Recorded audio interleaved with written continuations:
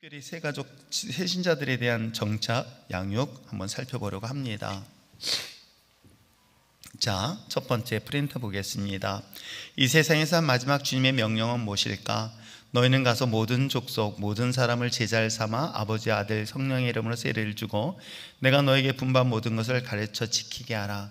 이것은 하나님을 믿는 그리스도인들에게, 이건 예수님의 제자에게 준 명령이 아닌 그리스도인이라고 한다면 주님의 명령을 모두 우리가 들어야 될 말씀이기도 합니다. 이거는 우리가 반드시 마지막 주님의 이 땅 가운데 남은 제자들에게 주신 마지막 메시지라고 한다면 마지막 시대에 우리가 주님이 오시는 날까지 붙잡아야 될 말씀이기도 합니다. 물론 성경에는 많은 축복의 메시지도 있어요. 그러나 정말 우리 하나님이 주신 이 귀한 메시지는 가슴에 새기고 또 새겨야 될 것입니다. 왜요? 오늘 성경에 기록되어 있는 것처럼 모든 사람을 제자 삼고 세례를 주고 그 다음 내가 너에게 분부한 모든 것을 가르쳐 지키게 하라. 언제까지? 세상 끝날까지 주님이 우리와 함께 하시겠다는 약속의 말씀이라는 것 잊지 마시고, 이 말씀처럼 우리가 복음을 전하고 그들에게 세례를 주고 가르쳐 지켜서 성장할 수 있도록 힘쓰는 것이 우리의 사명이라는 것 잊지 마시길 부탁드립니다. 여기서 제자를 삼는다는 것은 복음을 전하고 또는 회심하고 양육하는 전 과정을 말하는 거예요. 그러니까 여러분 이렇게 생각해 보세요. 아기를 낳은 부모가 있어요. 근데 낳고 무책임하게 내버려둔 부모 있다 한다면 여러분 어때요? 요즘은 그런 뉴스를 참 많이 보게 되잖아요. 아기를 낳고 방치를 해요. 그래서 그 아이가 결국은 아사, 즉 굶어서 죽는 뉴스를 우리는 보지 않았어요? 어찌 보면 자기가 태어나면 그걸로 태어난 것, 출산한 것으로 끝이 아니라 그 아이가 건강하게 또한 잘 성장할 수 있도록 돌보는 것이 부모로서 당연한 책임이고 의무인 것처럼 우리가 구원받은 믿음의 자녀라고 한다면 이 또한 당연히 해야 될 것입니다. 여러분 잘 들으시기 바랍니다. 평생 내가 나를 통해서 한 사람의 영혼도 전도하지 못했다? 이건 정말 하나님 앞에 섰을 때요 굉장히 심각하게 질문을 받게 될 거예요. 이거는 여러분 이 명령은요 여러분 선택이 절대 아닙니다. 이 말씀은요 반드시 하나님이 우리에게 결산이라는 것을 통해서 반드시 우리에게 회개를 할 때가 있을 것이에요. 하나님 예수님은 우리를 통해서 십자가 죽으시고 우리에게 생명을 주셨습니다. 그리고 그 생명을 누군가를 통해서 우리는 전달을 받았어요. 우리가 전달받고 이 자리에 섰고 주님의 주님을 주라 고백하고 있습니다. 그렇다면 구원받은 믿음의 자녀들에게 주신 이 마지막 사명은 반드시 내가 너에게 생명을 줬고 내가 너에게 달란트를 줬으며 내가 너에게 은사를 줬는데 뭐하다 왔니라는 질문을 반드시 받게 될 거예요. 이건 누구나 예외 없이 받게 될 거예요. 그래서 그 생명을 땅에 묻어두는 자에 대해서는 반드시 하나님은 그 책임을 묻겠다라고 얘기하는 것 여러분 기억하시길 바랍니다. 단순히 내가 교회 성장 전도 그 목적이 아니라 어찌 보면 우리가 주님 앞에 섰을 때 반드시 결산할 내용이기도 해요.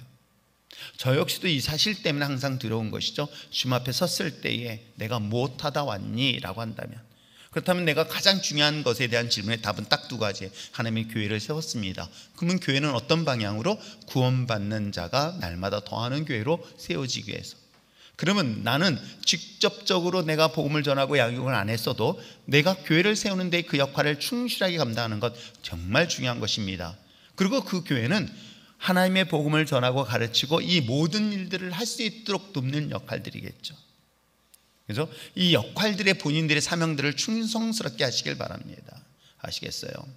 자, 그런 관점에서 우리가 복음을 전하고 또 전할 뿐만 아니라 그거에 따라서 우리가 복음을 전하는 것을 끝내는 게 아니라 그 아이를 마치 10개월 동안 태중에 품고 있다가 건강하게 출산을 했습니다. 그 건강한 출산한 아이가 이젠 성인으로 성장할 수 있도록 계속해서 양육하고 훈련시키는 것처럼 그것은 반드시 모든 교인들이 해야 될 사명이고요, 그건 책임이고요, 의무라는 것 잊지 마시길 바랍니다. 아시겠습니까? 자, 이와 같이 여기서 제자를 삼는다는 것은 복음 전하는 것, 회심시키고 양육하는 전 과정을 말하는 것으로서 전도는 씨를 뿌리는 것이라고 한다면 새로운 사람들을 정착하고 열매를 맺게 하는 것은 반드시 우리들이 해야 될 사명이다. 그래서 우리들의 신앙은 열매로 평가를 하게 되어 있습니다. 반드시 신앙은 열매를 맺게 되어 있어요. 그 열매를 통해서 평가를 받게 되어 있습니다. 잊지 마시기를 부탁드립니다. 자, 그렇다면 새 가족의 새 신자가 정착하는 요건에 대해서 한번 살펴보는데 네 가지가 있습니다. 첫째는 새로운 사람들을 어떻게 한다? 환영하는 분위기, 환영하는 그런 교회의 분위기를 만드는 것이 그만큼 중요한 것이겠죠. 자, 읽겠습니다. 시작. 새 신자가 교회에 정착하는 비율은 목회자와 기존 성도들이 새 신자에 대하여 얼마나 적극적이냐에 따라 좌우됩니다. 교회는 기존 신자들만을 철저하게 보호하는 요새가 아니라 새 신자나 불신자를 위해 사단의 세력과 대항하여 싸우는 하나님의 군대가 되어야 합니다. 새 신자를 환영하는 교회는 새 신자를 이해하는 교회요, 새 신자에게 절대 가치를 부여하는 교회이기도 합니다. 그렇죠? 그러니까 물론 여러분은 우리 안에 있으니까 잘 모를 수도 있어요. 물론 이 부분에 대해서는 제가 좀 더 욕심을 내고 있을지 몰라요.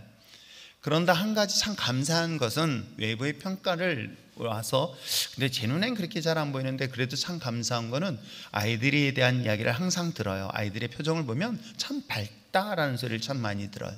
또 하나가 있어요. 사실은 외부에서 오시는 분들이 사실 여러분들을 보면서 뭐라고 항상 저한테 얘기를 해주냐면 참 밝다, 그리고 젊다라고 얘기해요. 이영수 집사님 젊대요. 젊대니까 젊게 립스틱 짙게 바르고 그것은 나이를 말하는 게 아니라 그 사람들이 갖고 있는, 우리들이 갖고 있는 그 에너지들을 보고 얘기하지 않을까 생각을 합니다. 여러분, 그렇습니다. 하나님의 몸된 교회가 제3자라 봤었을 때 이런 모습을 들으면 사실 목사인 저는 기분은 좋지만 그럼에도 불구하고 여전히 그런 것 같아요. 이번에도 참 그런 걸 느꼈던 것 중에 하나는 누님이 그런 얘기를 해주시는 거예요. 그래도 이 목사는 한 사람의 영혼을 보는 게 아니라 또 다른 100명의 99명의 영혼을 봐야 되는 것이 목사의 길이다 라고 얘기할 때 저는 그런 생각을 했어요. 99명보다는 그 잃어버린 한 마리의 양, 그 영혼이 저에겐 더 소중하게 느껴지는 이유는 갑자기 옛날 영화 중에서 그 팔도강산이라는 영화 아시죠?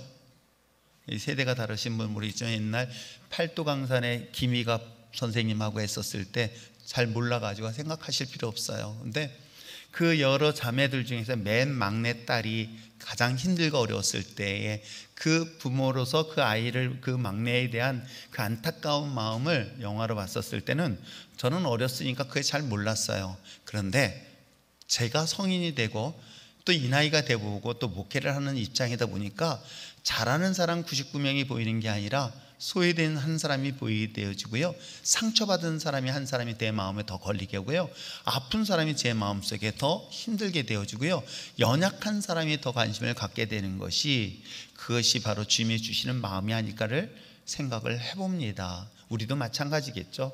우리가 누군가가 교회에 처음 왔었을 때 그 처음 온 사람들은 여러분 잘 생각해 보세요. 물론 신앙생활 하면서 내가 기본적으로 신앙생활 잘해야지라고 하는 사람들도 있지만 우리가 하나님을 찾고 하나님 앞에 돌아오는 사람들의 대부분의 많은 사람들을 보면 힘들고 어려울 때 주님을 찾는 경우가 정말 많지 않을까요? 그럴 때 그들을 따뜻하게 품어줄 수 있고 안아줄 수 있는 것이 저는 교회여야 된다라고 저는 생각합니다. 그래서 새로운 사람들이 우리 교회 왔을 때 여러분이 가지고 있는 밝은 에너지, 그 아름다운 에너지를 얻음으로 인해서 힘과 용기를 낼 수 있는 거. 우리 조윤석 집사가 좀 전에 이제 집사도 됐지만 집만 샀어요. 집만 샀다고 좋아는 하는데 제가 몇 가지 지적을 했어요, 사실은. 그런데 조윤석 집사 처음에 왔었을 때 운동하러 왔어요. 아세요? 우리 교회 운동하러 왔어. 자기 살 빼겠다고. 그래서 이영수 집사가 막 운동 가르칠 때 그때 만나서 제가 그랬죠. 교회 나오고 예수 믿으라 했다. 그랬어요. 안 오겠다고 막 버텨겼어요.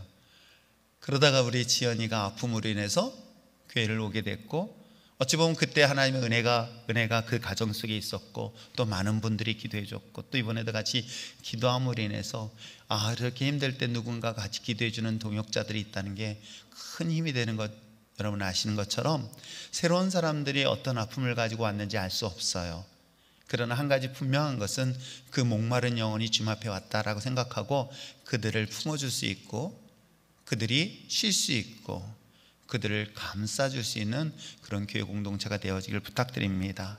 그런 환자들을, 그런 새로운 신자들을 환영할 수 있는 그런 분위기. 근데 참 재밌는 건 자기들끼리 얘기해. 그러니까 새로운 사람 보면 우리가 가서 인사하고 그래야 되는데 그 사람 옆에 보울쭉이 있는데 그냥 자기네들끼리 아는 사람들끼리 하면 입장 바꿔놓고 생각해달라고 맨날 얘기를 해도 입장을 안 바꿔놓으니 그게 참 걱정이에요. 아무튼 우리 율정교회는 새로 오신 분들을 최고의 VIP로 모시는 분위기로 가졌으면 좋겠습니다. 아셨죠? 자, 그 다음에 그것만이 아닙니다. 그들이 머물 수 있는 곳이 돼야 되겠죠. 머물 수 있는 힘을 우린 교회를 가져야 됩니다.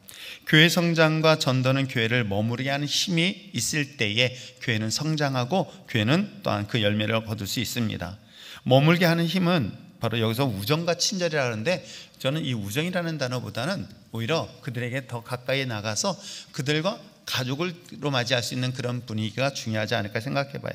새 신자를 아웃사이더가 아닌 인사이더, 즉 가족으로서 받아들일 수 있는 것들이 우리에게 무엇보다도 필요하겠죠. 그죠? 새로 오신 분들이 와서 머쓱하잖아요. 밥 한 번 먹고 간다는 거. 근데 그걸 저 혼자 하는 거, 물론 이제 제가 해보니까는 그래도 담임 목사가 한 번 하는 건 분명히 효과는 있는 게, 지난주에도 새로 오신 분 계속 겉돌다가 이분이 조금씩 들어오는 거 느끼더라고요. 그래서 제 방까지 모시고 올라가서, 이분은 또 물고기를 키우는 게 그렇게 또 취미더라고요. 그래가지고 또 다 보여주고 이걸 책임져 달라고 그랬더니 막 찾아가지고 이 잉어인가? 뭐 그거 자기가 이제 찾아봐서 다음 주에는 새우 갖다 주겠다고. 그래서 이제 드디어 이제 성경 공부 모임에 들어오게 생겼다. 박일준 형제님 아시겠죠? 새로운 사람 한 사람 들어오게 돼 있으니까 키도 커요. 그래서 성경 공부에 이제 딱 낚시를 걸라고 지금 하고 있는데, 그 낚시 전에 바로 미끼로 새우가 들어왔어요. 아무튼 그렇듯 우리가 그들이 교회 안에 들어올 수 있도록, 우리가 정착할 수 있도록 우리 모든 사람들이 같이 관심 가져줬으면 좋겠는데요. 먼저 첫 번째 뭐예요? 우리들끼리만 하는 농담이나 그런 언어들은 피하는 게 좋아요. 그러니까 우리가 같이 공유할 수 있는 공통된 언어가 좋겠죠. 그 다음에 두 번째는 방문객이나 늦은 사람을 위한 좌석을 항상, 그러니까 새로 오신 분들에 대한 자리들을 항상 자리를 따로 만들어줘서 그들이 편하게 앉을 수 있도록. 그렇잖아요. 그래서 가급적이면 앞자리로 들어오세요. 분들은 앞자리로 들어오고 뒷자리를 빌어서 그분들이 오실 때 편하게 뒤에 앉을 수 있도록 그렇게 해줬으면 좋겠고요. 그 다음에 친한 사람들끼리 모이지 않도록 인위적으로 섞여서 그룹을 만들어준 거, 이건 정말 중요해요. 그러니까 제가 새로 오신 분들 옆에 있으면 무조건 옆에 앉아주라, 같이 앉아줘서 인사를 해라, 그렇게 얘기를 해도 그렇게 말을 안 들어요. 그러니까 집사직분 정도 되어지면요, 여러분 진짜는 전도하기 쉬워요, 어려워요? 솔직하게 얘기해. 자, 한영미 집사님, 전도 했다고? 인상 쓰고 있어. 알았어. 자, 문정숙 권사님 올해 전도 몇 명 했어요? 대답하지 마세요. 했어요? 했다고? 아니 크게 목소리로. 그래야 하나님이 그 소리를 듣고 거짓말인지 아닌지 알 수 있으니까. 안 들리죠? 했어요? 네, 했대요. 누가 있나 모르겠네. 그냥 기억이 안 나네. 그런데 여러분, 이렇게 전도되었었을 때 그 전도한 사람들이 자기들끼리만 모인다고 한다면 참 그 분위기 좀 저기 하거든요. 낯설잖아요. 그랬었을 때 누군가가, 여러분 그렇게 전도하기 어려운데 너무 감사한 거는, 제가 우리 집사람한테 항상 하는 말이 뭐냐면, 우리 교회는 정말 기적이야. 정말 기적 같아. 왜 기적 같다고요? 여기 여러분 구석이 있어요. 찾기도 어려워요. 여기를. 이 구석에 있고요, 길거리 지나가도 이 교인지 안 교인지 사실은 여기 지나오지 않은 이상은 잘 보기 어려운데 그곳을 찾아오는 게 기적인 거예요. 지난주 오셨던 분은 부산에서 오시는 분이에요. 야, 부산에서 여기까지? 맞지? 부산에서 이쪽 출장 오게 되어지면, 야, 그 많은 교회 중에서 그 여기까지. 그래서 지난주는 부인하고 같이 와서, 맞죠? 그래서 같이 지난주에 예배를 드렸거든요. 참 신기하다. 그럴 때 여러분 어때요? 어차피 여기 있잖아요, 우리 물고기 잡을 때 낚시해가지고 잡는 사람도 있지만 어쩌다 보니까 돌틈이 껴 있잖아. 이분들은 그냥 콧구멍을 다 쑤실 수도 없고, 돌틈이 껴 있으면 얼른 잡으면 되잖아. 얼마나 좋아. 아싸, 나한테 왔구나. 땡큼. 근데 지들이 무서워서 피해 다녀. 그러니까 그렇게 새로 왔을 때 옆에 앉아주고 같이 이야기 나눠주고 같이 식사하자고. 처음에 왔을 때는 되게 정말 낯설잖아요. 그렇게 해서 들어오게 되어지니까 교회를 정착하는 확률이 더 높아지잖아요. 제가 새로운 분들하고 성경 공부를 하면서도, 여러분 오늘 같이 신방 갔었던 그 집 같은 경우도요, 사실은 그전에는 주일날만 겨우겨우 예배 드렸던 사람이었다가 오랫동안 정말 코로나 때문에 교회를 안 나왔다가 최근에 다시 교회를 나오기 시작한 거거든요. 근데 의외로 빨리 정착할 수 있었던 것은 아마 여러 순장들이라든가 등등 여러분들이 관심 갖고 이렇게 가까이 다가가니까는 쉽게 정착할 수 있었던 것들이거든요. 그러니까 이런 것들이 우리에게 필요한 것들이겠죠. 그래서 우리끼리가 아니라 그들이 들어올 수 있는 공간들을 만들어 주셨으면 좋겠습니다. 그 다음에 속으로 성경 공부할 때 또 이것에 대해서 얘기하면 되겠고, 본인들의 의사와 상관없이 기도시키거나 성경을 읽기는, 이건 뭐냐면 아무래도 그런 부분들은 우리가 조심해야 될 부분들인데, 아무튼 우리가 이 교회 안에 머물 수 있도록 그들에 대한 배려, 그렇다고 해서 여러분 그냥 가는 게 잘 가라고 하지 말고 그들에게 다가가서 차를 대접한다든가 뭔가를 계속 챙겨줬으면 참 좋겠어요. 아시겠죠? 그래서 제가 고민하고 있어요. 이번 주 이달 말에 또 우리 아들 장가갈 때 난 떡을 할 때 어떤 떡을 할까? 좀 비싸더라도 좋은 떡을 맞춰야 되겠다. 그럼 몇 개를 할까? 그래도 한 200만 원어치는 해야 되겠다. 그때 와우 그래야지. 와우 그래야지. 와우. 근데 그걸 여러분이 갖는 게 아니라 새로운 분들한테 줘야 되겠다. 그러지. 그러니까 이렇게 우리가 좀 더 전도하는데 새로운 사람들에게 뭔가를 주고 나눠주고 같이 할 수 있도록, 그것이 우리들이 필요한 것이겠죠. 자, 그 다음에 사랑의 섬김이 필요합니다. 한번 읽겠습니다. 시작. 가정에 아기가 생기면 모든 가족들은 그 아기를 중심으로 움직이게 됩니다.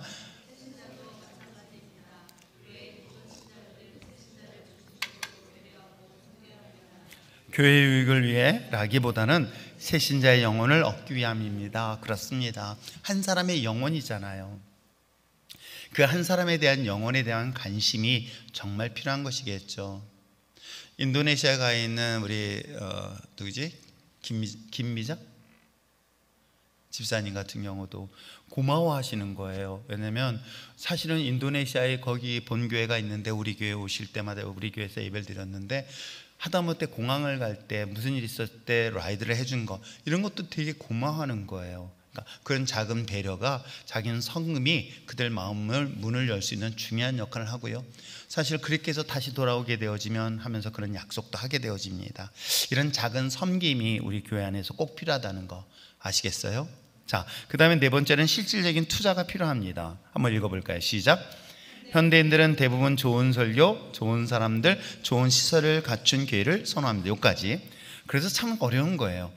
교회가 이제 우리가 설문조사를 합니다. 그것을 리서치를 해보니까 대부분의 교회를 방문하게 되어지는데, 가장 중요한 것은 지난주에 그 민수기 씨, 그죠? 민수기 씨가 와가지고 그 난리를 칠 때에 영상을 가지고 막 얘기를 하더라고요. 전 솔직한 얘기, 뒤에 뭐가 나오든 안 보여서 난 관심 없어요. 그렇잖아요. 내 뒤에 뭐가 보입니까? 저만 봐요. 그리고 저는 제가 판단할 때 이 정도 공간에서는 저를 직접 볼 수 있어요. 저 얼굴 보여요, 안 보여요? 보이죠? 잘 보이죠? 그럼요, 훌륭하게. 제 얼굴이 안 보인다면 그럼 빨리 안경 쓰셔야 돼요. 이 정도 공간이면 집중하기가 딱 좋아요. 사실은 이거 없어도 충분히 저를 집중하기 좋아요. 근데 차라리 이게 없으면 저만 집중해서 이렇게 들어올 수가 있는데, 이걸 보게 되어지면 딴 생각을 할 수가 있거든요, 사실은. 근데 이제 아무튼 그래서 영상 쪽에는 별로 관심이 없었는데, 제가 최근에 저도 제가 영상을 안 봐요. 그런데 이제 제가 임원을 하면서 목사님들이 계속 지적하는 게 뭐냐면, 야, 내용 설교는 다 좋은데 소리 가지고 처음에 시비를 걸더라고요. 소리가 너무 안 좋다. 또 하나가 영상이 너무 안 좋다는 거예요. 그 왜 안 좋을까 봤더니 주름이 보이는구나, 이것 때문에 그런가? 그게 아니라 핸드폰으로 본 게 아니라 TV로 봤던 모양이에요. 그러니까 TV로 보니까 화질이 확 떨어져서 너무 안 좋다고 얘기하는 거예요. 나는 괜찮은데 라고 생각했더니만, 더 중요한 것은 교회를 찾고 있는 사람들이 의외로 많은데, 첫 번째, 옛날같이 저는 교회를 어떻게 해요? 주변을 한 바퀴 삑 도는 게 아니라 어떻게 해요? 영상으로 보더라는 거예요. 먼저 영상을 통해서 설교를 들어요. 그러면서 그곳을 통해서 몇 번 듣고 지역교회를 들어보다가 그런 리서치를 하다가 여기 참 설교도 좋고 예배 분위기가 좋을 것 같다 해서 와서 정말 그 분위기 때문에 이제 정착하는 케이스가 의외로 많더라고요. 그래서 영상이 정말 중요하구나 하는 생각을 저는 안 했는데 이제 자연스럽게 할 수밖에 없게 되는 거예요. 그래가지고 이런 문제 때문에, 그런데 대부분의 정착한 것에 한 60% 몇 프로 정도 됐지? 설교가 80%? 78%? 거의 80% 정도가 사실 설교 메시지 가지고 사실 교회를 정착한다라고 이번에 오신 분들에 대한 서치를 해보니까 그렇게 나오더라고요. 그래서 깜짝 놀랐어요. 그 정도 설교라는 거. 그래서 제가 더 걱정이 많이 되어요. 그래서 여러분들이 아멘 많이 해달라고 해도 징그럽게 안 해줘요. 안 하잖아. 그런데 그렇듯 설교라는 것이 그만큼 중요하고요. 또 그만큼의 사람들, 그런 더 중요한 것은 환경도 무시 못하겠거나 옛날같이 그냥 텐트 치고 예배드렸던 시절이 아니다 보니까 아이들의 교육 환경도 정말 중요하구나. 그런데 다행히 감사한 것은 교회 분위기가 그렇게 나쁘다는 소리는 한 번도 들어본 적은 없어요. 나름대로 교회 디자인은 잘 돼 있기 때문에 그래요. 큰 비용 부담 없이. 그렇듯이 교회가 가지고 있는 설교 또는 시설, 그만큼 새로운 사람에 대한 배려이겠죠. 그렇죠? 그렇기 때문에 우리가 깔끔하게 청소해야 되는 것 또한 우리들이 해야 될 몫이기도 합니다. 자, 그러면서 새 신자가 부담 없이 접근할 수 있도록 주보를 새롭게 디자인하는 것. 그 주보 디자인하는 걸 제가 되게 중요시 여기거든요. 이 주보 같은 경우도 새로운, 여러분 몰라서 그렇지 계절에 따라 색깔이 바뀌는 거예요. 그래서 겨울에는 좀 따뜻한 색깔로, 여름에는 더운 색깔로, 시원한 색깔로, 그렇죠? 그리고 봄이면 봄 맞게 색깔로 조금만 색깔의 변화를 줍니다. 그리고 이것도 시간이 지나면 또 완전히 디자인을 새롭게 바꾸고, 그래서 계속 디자인을 바꾸는 이유도 어찌 보면은 교회에 대한 작은 홍보물, 그 작은 것일지라도 그런 부분에 대한 세심한 배려가 누구에게, 바로 새로운 사람들에 대한 배려 차원이라고 저는 생각을 하고 있고요. 또 하나, 우리 주차 공간이에요. 우리가 공간은 의외로 저는 이 지역교회를 추구하는 스타일이고요. 그리고 앞으로 교회는 버스를 사가지고 멀리서부터 데려오는 스타일은 하진 않겠다라고 합니다. 물론 멀리서 오시는 분은 어떻게 할 것인가? 그때는 여러분들이 섬겨야 되겠다 하는 주의를 하는 거예요. 교회에 본곳 버스를 하나 사려면 보통 1억 5천 정도 이상이 들 거예요. 그리고 유지비도 그만큼 많이 들고요. 그 예산이면 차라리 다른 쪽에다 투자하는 것이 더 낫겠고, 대신 멀리 계신 분들은 서로가 어떻게 해요? 서로 도울 수 있고 섬길 수 있는 위치에 있다면 그것이 훨씬 더 전 낫겠다라고 생각하지만, 지역에서는 충분히 걸어올 수 있다. 그러나 또 하나, 우리가 새로 오신 분들에 대한 주차 공간들은 충분히 배려해 줘야 되겠다. 얼른 요 앞에 들어오는 거, 그러니까 우리 들어오는 문 입구 쪽에는 VIP라고 해서 새로 오신 분을 위한 자리로 항상 비워놓으세요. 제발 부탁이지만 교회에 처음 오신 분들을 위해서 그 자리는 항상 비워놓으시고, 가급적 화단도 이번에 줄을 쳐가지고 6대를 세워놓을 수 있게끔 만들어 놨거든요. 그것도 마찬가지인 거예요. 가급적이면은 새로운 사람들, 왜냐면 우리는 안쪽에 들어가도 나중에 서로 차 뺄 수 있지만, 그러나 그렇지 않은 경우는 이것이 우리가 또 해야 될 새신자들에 대한 주차 공간에 대한 배려이겠죠. 내가 조금 불편하더라도, 좀 일찍 와서 내 차는 좀 멀리 되더라도 그들을 위하여 우리가 차를 세우는, 만약에 그렇지 못하면 생각해 보세요. 우리 교회 홍보 다 보고 왔는데 주차 세워놓을 데 없어서 삥삥 몇 바퀴 돌다가 그냥 돌아간다고 생각해 보세요. 정말 그건 가슴 아픈 일이잖아요. 그러니까 이런 실수를 하지 말았으면 참 좋겠다. 아시겠죠? 그 다음에 유아실이나 새신자실에 대한 그 공간 활용도 충분히 했으면 좋겠고요. 교육 환경이야 또 하나가 이번에 준비하는 것들이 제가 그래도 감사한 게 또 있어가지고, 그래서 음향을 이제 조금 손을 볼 생각이에요. 그래서 음향 시스템하고 그 다음에 이제 영상 중에선 카메라가 좀 필요하다 그래서 그 부분을 모아서 이제 그 부분도 아마 조금씩 바꿔서 조금 더 화면의 질을 좀 더 높일 수 있는 쪽으로 바꿀 계획을 하고 있습니다. 그렇다고 해서 이거를 바꾸는 거는 이거는 억대가 들어요. 누가 또 감동돼서 하겠다면 제가 어쩔 수 없이 하겠지만은, 그렇죠? 난 하기 싫은데 그래도 하겠다는데 내가 어떻게 말리겠어요? 근데 이거를 프로젝트를 하는 거는 저도 모르겠어요. 그거는 어떻게 될지 모르겠지만 아무튼 현재 상황에서는 그 정도로 해서 조금 변화를 가져다 주는 것도 괜찮겠다. 소리를 좀 잡아주는 것도 괜찮겠다. 사실 여러분, 제 음향도 얼마 전에 이걸 처음 공사했던 제 후배 동생한테 와가지고 한번 살짝 손 봤는데 효과가 금방 사실 나타났거든요. 그래서 이번에 아마 일부 좀 변경을 할 예정입니다. 자, 이런 것들이 우리에게 실질적으로 우리가 아니라 새로운 사람들에 대한 새로운 투자를 하는 이유가 뭐냐면 너무 고급지해졌거든요. 눈, 그렇죠? 그 다음에 귀, 너무 고급져진 게 사실이에요. 그래가지고 저희 교회 와서 이거 보더니요, 음향 기계 보더니요, 다 놀래요. 아니 이걸 쓴단 말이에요. 그래도 아무 이상 없이 쓰잖아요. 아무 불편 없죠? 우리 교육자들만 불편해요. 지금 교육자들만 맨날. 그런데 내가 그랬어, 우리 성도들 중에서 혹시 내 목소리 가지고 불편하다고 얘기하시는 분 있냐?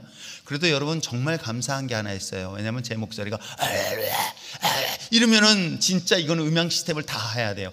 왜냐면 제 목에 목사님이 그러지, 이러니까 정확히 안 들리는 거야. 뭐 설교를 했는데 이건 정말 마이크가 몇백만 원짜리 좋은 음향 아니면은 정말 뒤에서 안 들려. 근데 저는 일단 목소리가 깔끔해요. 그리고 딱 소리가 딱딱 부러지는 스타일이기 때문에 그래도 감사하게 웬만한 음향 시스템 없이 좀 어설퍼도 충분하다. 내 칭찬하는 건 진짜 그렇게 안 들어. 아무튼 그런 실질적인 투자하는 부분에 대해서는 우리가 새로운 사람들에 대한 배려다라고 생각하시면 좋겠습니다.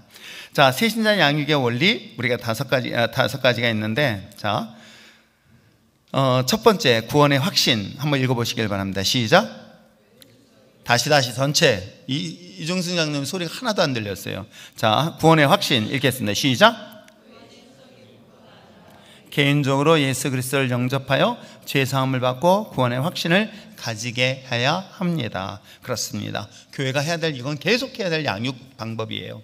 하여튼 초등학교든 아동부든 청소년부든 청년부든 정말 중요한 거는 구원의 확신인 거예요. 내가 오늘 죽더라도 천국 간다는 확신을 이건 심어줘야 될 문제예요. 자, 그 다음에 두 번째 뭐예요? 은사 발견과 활용인 거예요. 읽겠습니다. 시작. 구원의 확신을 가진 다음에는 중요한 것은 은사의 확신입니다. 성령의 체험을 통해 은사의 확신이 생기면 자발적으로 헌신과 봉사를 가능하게 되어집니다. 그렇습니다. 그래서 지난주에 제가 이제 저희 방으로 왔었던 친구 중에 그 딸이 아이가 고등학생인 거예요. 그래가지고 막 이것저것 물어봤더니 이런 재능이 있다. 그래? 그래서 수린이한테 얘기했어요. 앞으로 새로운 팀이 한 명 더 들어온다. 너 확실하게 장악해라, 끌고 나가라 라고 얘기를 해줬어요. 왜냐면 그 아이가 그런 쪽에 끼가 있고 좋아한다는 거예요. 그래서 옛날에 교회 다닐 때 애들 모아놓고 같이 춤추고 막 그랬다 그러더라고요. 워십을 했다는 거겠죠. 잘 됐다. 그러니까 서다현 집사님 앞으로 그런 아이들 개발해가지고 훈련시킬 생각하세요. 대답 안 하지? 그럼요. 아이들에게 있어서의 그런 재능들을 계속해서 교회에서 키워주는 게 여러분, 그 아이들이 나중에 미래에 더 나은 발전할 수 있는 좋은 기회가 되어지고요. 우리 교회는 또 실용음악을 하고 있는 친구들이 졸업한 친구들이 2명이나 있잖아요. 그렇죠? 이 친구들 통해서 아이들에게 보컬을 가르치는 것도 괜찮고, 또 드럼은 누가? 하나 목사가 있잖아요. 드러머 하나 목사. 우리 노예 목사님들이 다 놀래요. 하나 목사 드럼도 잘 치냐고. 드럼만 잘 친다 그랬어요. 아무튼 이렇듯 어렸을 때부터 뭔가의 활동을 통해서 자신의 재능을 발견해 주는 거, 이것이 나중에 먼 훗날 그 아이에게 미래 직업을 선택하는 데도 중요한 역할을 할 수 있기 때문에 그렇습니다. 자, 그 다음에 올바른 성경교육 읽겠습니다. 시작.